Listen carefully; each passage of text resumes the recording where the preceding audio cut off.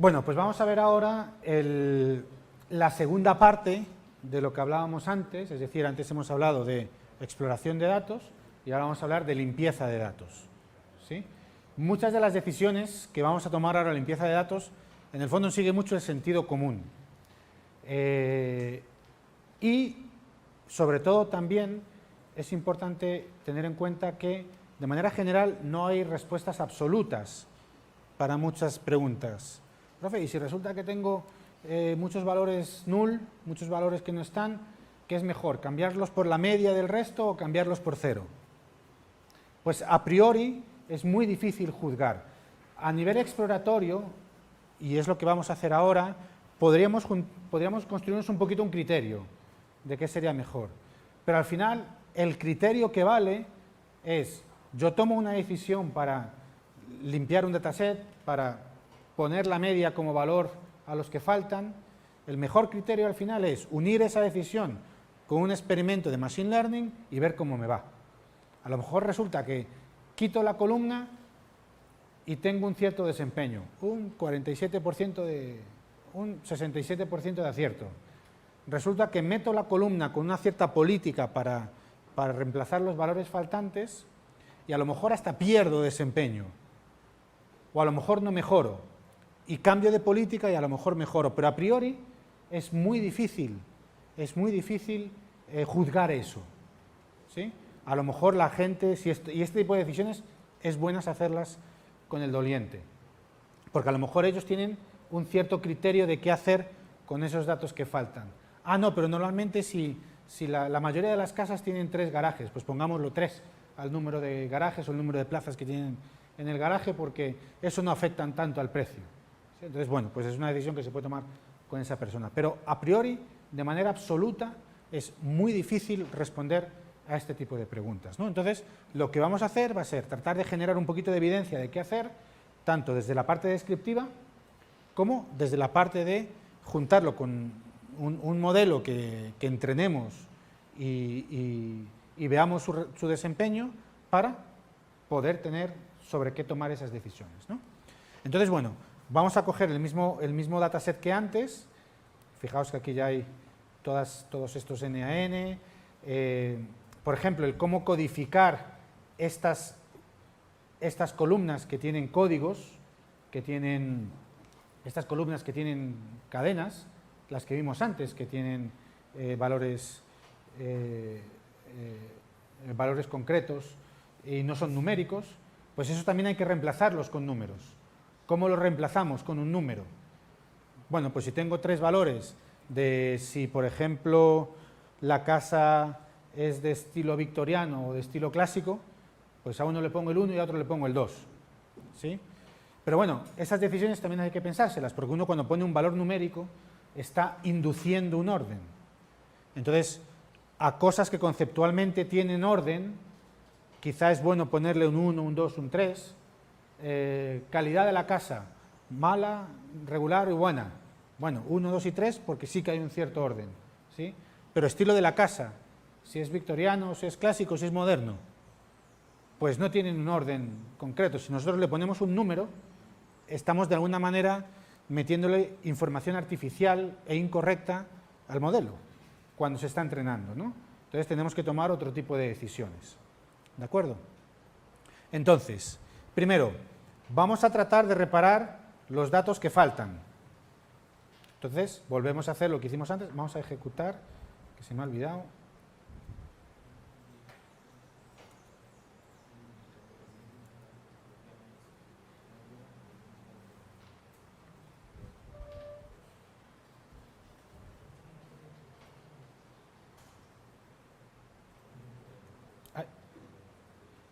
Por supuesto, ¿qué es lo que me ha sucedido?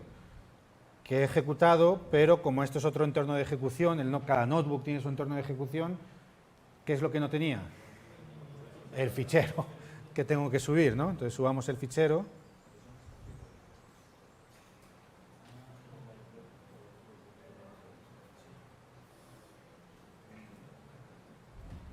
Listo. Y ahora sí. Bien. Vale, perfecto, el fichero.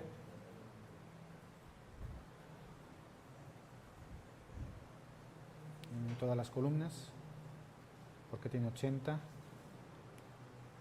Está el sales price, yo creo que hay alguna que he quitado. Bueno, listo.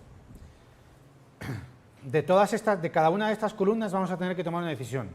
O nos la cargamos, o todos esos valores que hay no válidos, que no están, vamos a tener que sustituirlos por algo. Entonces, vamos aquí a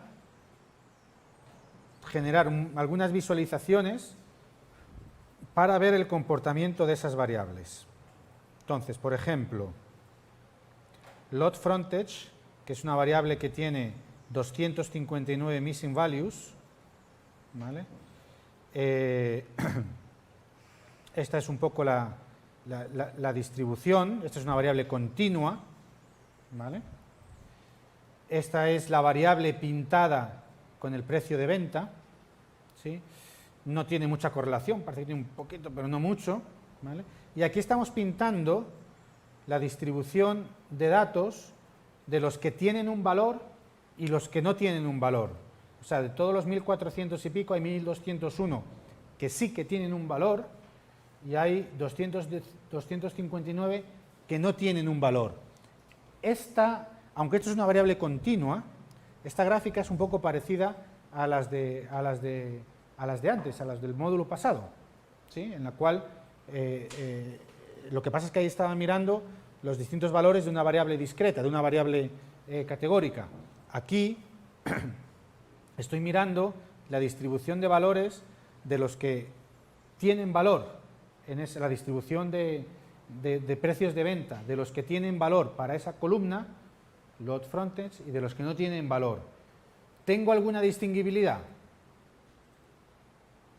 Es decir, yo podría solamente mirar a si esa columna tiene valor o no, y eso me daría algo de información respecto al precio.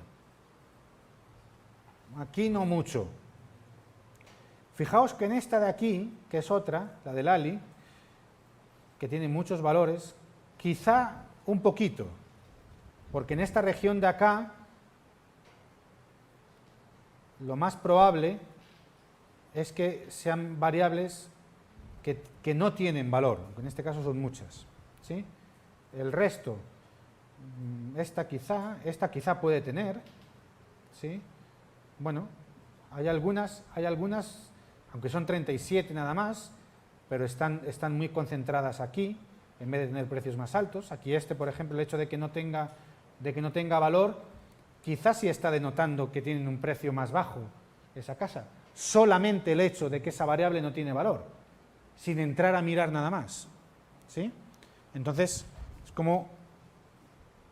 es lo que estamos viendo aquí, ¿no? Por ejemplo, esta variable que es discreta y que hay un montón que no tienen valor, ¿sí? Aquí vemos la misma gráfica que veíamos antes de la distribución de de los valores que tiene, ¿sí? ¿Vale? Aquí hay una variable que tiene muchos ceros. Estos ceros, ¿quién sabe? Esto es el área de algo, ¿no?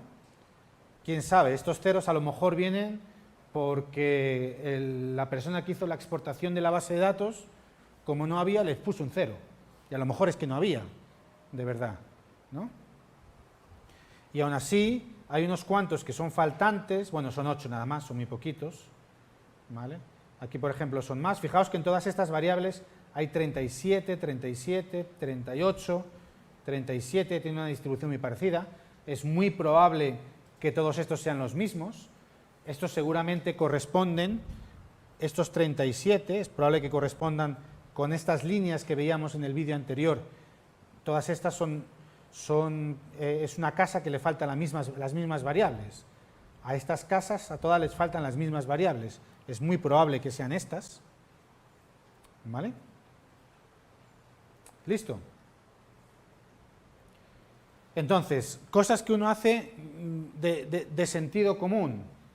Bueno, esto que comentamos, seguramente todas estas variables que parece que faltan en las mismas casas, es probable que la misma política sea útil para aplicar. Fíjate que Ali tiene demasiadas variables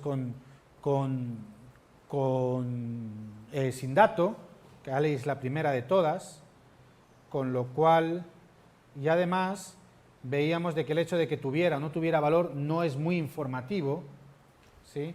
Y aquí tampoco tiene mucha correlación los poquitos que tienen valor, porque yo estoy pintando los que tienen valor, tampoco tiene mucha correlación con la variable objetivo, que es el precio de venta. Entonces, bueno, probablemente esto ya empieza a ser evidencia de que este es el Ali. Perdón, estaba mirando lo que no era. Probablemente esto empieza a ser evidencia de que solamente me va a servir la variable para tener un poquito de distinguibilidad entre las poquitas que tienen valor. En cambio, en esta que estaba mirando antes, seguramente no haya mucha distinguibilidad, hay unos cuantos que faltan, en fin.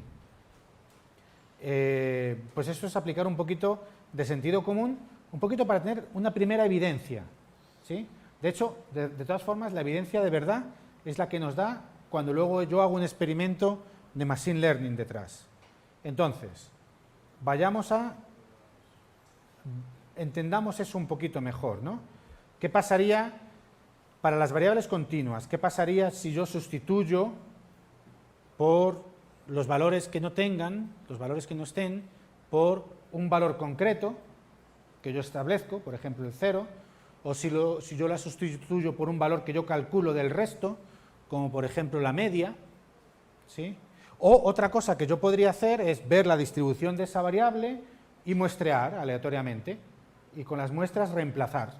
Yo podría hacer eso también, ¿no? Entonces, fijaos lo que sucede cuando, para una de las variables, esta que veíamos arriba de todo, que tenía como 200 y pico valores faltantes, esta es la distribución original de la variable, bueno, la rayita azul es la aproximación de distribución, y la media, y esto yo creo que es el cuartil del 50%, para arriba y abajo, ¿sí? ¿Qué pasa si yo la sustituyo por 0? Aquí estoy pintando solamente los valores que hay, aquí ya pinto todos los valores, incluyendo los que he sustituido, ¿no? ¿Dónde veo yo que he sustituido por 0 los valores faltantes? Porque veo esta barrita aquí, ¿no? Esta barrita no la tenía antes, son los valores faltantes. O si sustituyo por la media, ¿dónde veo yo aquí que he sustituido por la media? Pues tengo esta barrita que se me ha puesto muy grande, ¿no? Fíjate que al sustituir por 0 estoy cambiando la media, aquí no cambio la media, pero sí cambio un poco la forma, o puedo sustituir de una normal equivalente. Fijamos que la distribución no es del todo normal, quizá podría ser, pero podemos sustituir muestreando de una normal equivalente, ¿no? Entonces, bueno, aquí vemos el efecto en la distribución de datos que tiene las distintas técnicas.